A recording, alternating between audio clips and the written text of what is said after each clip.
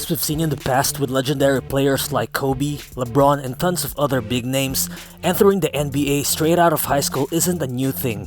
And even with today's current batch of NBA hopefuls, there are potential top studs just like LaMelo Ball who opted to take the overseas route and preparing themselves for the big league.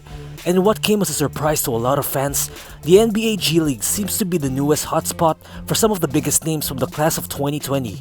Top high school recruits like Jalen Green, Kai Sotto, Jonathan Kuminga, Daishen and Isaiah Todd have chosen to play for the new Ignite G League Select team as preparations for their upcoming entry to the NBA in 2021. But instead of taking the traditional route via the NCAA, why did these highly ranked prospects choose to play for the NBA's minor league before entering the draft? And considering that these guys are actually big name prospects and not just some low ranked high schoolers, there's a possibility that a lot of future high school players will take the same pre-NBA route if this experiment by the G League seems to be successful, which is very likely considering the level of talent involved with this new program. And eventually, could this G League route somehow take over the NCAA in terms of player development? What's good guys, it's Riro Balls here, and in this video, let's take a look at two of the most talked about high school prospects from the class of 2020 who chose to take this path, and they are Jalen Green and Kai Sotto. Why is there so much hype surrounding these two guys, and how can this G League experience actually help them increase their stocks for the 2021 NBA draft? Let's get to it. NCAA Division I schools like Duke and Kentucky have long been notorious for producing NBA-ready talents, but for real, with this initial wave of young prospects signing with the G League, it might not take long before the NBA's developmental league can rival these top college programs in terms of attracting high school recruits or even developing these young athletes. And if there's one guy who should be credited for starting this trend, it's none other than Jalen Green, who has been ranked as the best player in the class of 2020 and is also seen by many as the potential #1 overall pick in the 2021 NBA draft. Because what this guy did is actually a new thing around the world of basketball, considering that he's a big name prospect, and without him taking this route, the idea of high school prospects going to the G League might not even be looked at as a credible move by fans in the long run. But moving on, Jalen Green is of course one of the most talented guys in the class of 2020 because of his off-the-hook athletic ability, flashy moves, and his overall physical tools.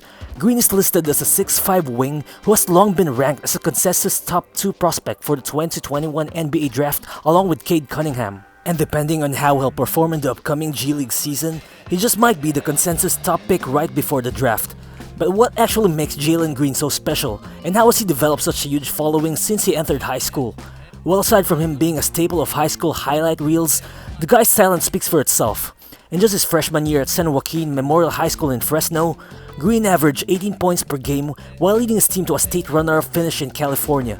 In his sophomore year, he continued to dominate as he averaged 28 points per game while leading his team to a division title. Then, in his junior year, Green became San Joaquin's all-time leading scorer as in that season, he averaged a top-notch stat line of 33 points, 8 rebounds, and 5 dimes per game.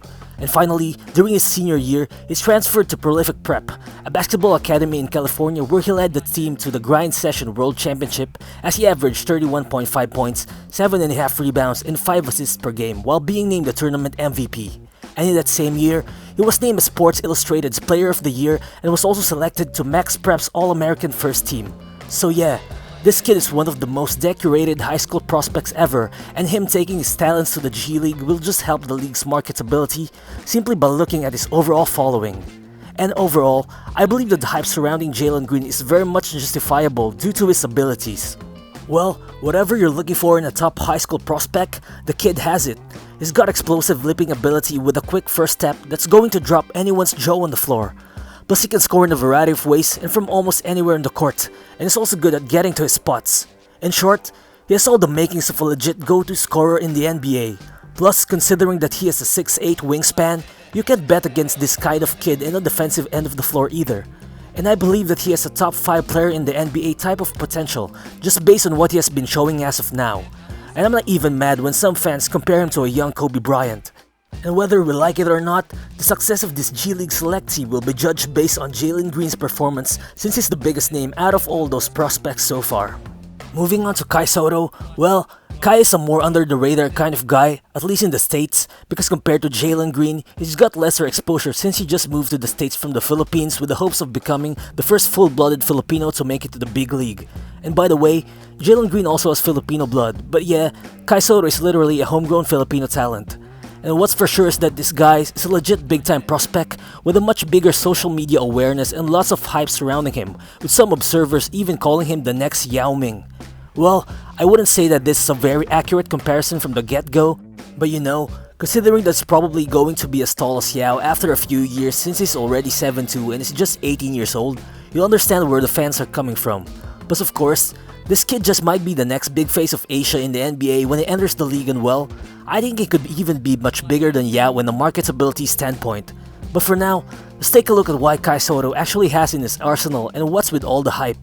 Well, during his high school years in the Philippines, Kai played for the Ateneo Blue Eagles program and he did lead his team to the UAAP Championship, averaging 17 points, 13 rebounds, and a mind-blowing 6 blocks per game, while also winning the Finals MVP award. Then the following year, he became the league MVP while tallying 25 points, 14 rebounds, and 3 blocks per game for the tournament. And soon after, Kai's international awareness grew when he headlined the Philippine team during the 2019 FIBA Under-19 World Cup in Greece, where he averaged 11.7 points and 7.9 rebounds and a tournament-best 3.1 blocks per game. So with this kid producing such numbers in the world stage at 17 years old, you already can tell that it's just a matter of time before he gets noticed by NBA scouts, especially this time when international player scouting is very much of a thing. Then soon after, Sotto made the big move to the US in 2019 as he joined the Skills Factory, an Atlanta-based prep program where he earned MVP honors during the King Invitational Tournament as he averaged 27 points, 10.6 rebounds, 4.3 blocks, and 3 assists per game. And while for a young guy who's above 7 feet tall, Kai definitely has a very good shooting stroke and exceptional footwork at the same time. And Kai's physical tools and skill set is something that would make the jaws of NBA scouts drop considering how the concept of spacing has changed the way the NBA game is being played. And well, another thing is that Kai has already shown flashes of being a good passing big man with great basketball IQ, which makes him more of a hot commodity considering that he can shoot the ball from deep and also has an advanced perimeter game, all while being a legit big man who can also score around the basket in a variety of ways. Yeah, as you can see, the kid's game is there, the physical tools are there, the basketball IQ is there, and his footwork is really good for his size. All it needs to probably take his game to the next level is some improvement in his body frame and conditioning, considering that he's still a little skinny for his size and position. Plus I think the kid still needs to work on his motor to be able to grind it in the NBA. But with all the training and conditioning that he's going to receive in the G League, he'll most definitely have an NBA ready body come draft night.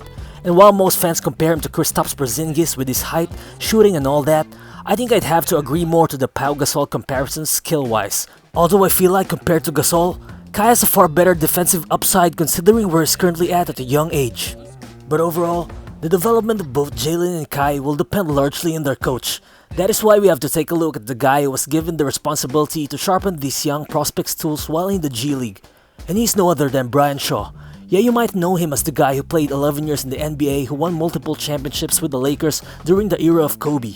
But more than that, he's also had assistant coaching stints where he spent 7 years with the Lakers and 2 seasons in Indiana. But his big break came when he was hired as the Denver Nuggets head coach in 2013, but the thing is, he was immediately fired after 2 seasons as he only compiled a poor 56-85 win-loss record. And the question is, despite his not so good reputation as an NBA coach, which is proven by the lack of coaching offers from teams after his firing, is he the right guy to lead a group of young, developing, and elite high school prospects? Well, probably a lot of guys would have second guesses, but personally, I think that this partnership among Brian Shaw and the G League is a win-win for both coach and players. And that is because if you look at it, a lot of players from the NCAA fail upon entering the NBA simply because there is a ton of pressure put at the shoulders of college coaches to win during the season, and as a result, players end up being raw and unfinished products. But things work out differently in the G League because however talented top prospects like Jalen Green or Kai Sotto may be, their priority during the season is to develop as much as they can and not necessarily to win. Because after all, even though the G League is an NBA minor league, quite frankly, winning a championship out there isn't as prestigious as compared to winning an NCAA national championship. But the good thing is these top prospects would get to play against both veteran guys and other NBA hopefuls while working with professional NBA level trainers on the side. So yeah, I think as long as Brian Shaw gets to maximize these guys' skill sets and gets them ready to enter the NBA by next year, then there won't be so much of a criticism towards him. The only concern you would have if you're a big Kai Sotto fan is that probably there's a big chance that Coach Shaw would give more minutes to a quicker and more agile big man like Isaiah Todd. And the question is, would Kai be able to effectively compete with him in the rotation considering that Todd is ranked by ESPN as the 15th best player in their class? Well, I guess we'll just have to wait and see. But what's for sure is that this choice to go to the G League is going to help both Green and Sotto take their games to a higher level, thanks to all the experienced trainers and staff they'll be working with day in and day out. Well, there's a big chance that both guys would end up as NBA superstars in the long run, but whether or not that happens, what's for sure is that Jalen Green and Kai Sotto already have paved the way for young prospects around the world to have another way of elevating their dreams and eventually make it to the NBA. Thank you for sticking until the end of the video, and if you've enjoyed this one, please help me promote my content by subscribing to the channel. Of course, shout out to all the Filipino basketball fans around the world, as well as the guys who have been taking time to smash the like and subscribe button. Those things go a long way for me as a new content creator, so please continue to do so. And also, please feel free to share your thoughts in the comment section below, or if you want to hear about anything NBA on the channel, then feel free to hit me up and let me know. Again, this is Riro, and I'll see you on the next one. Peace.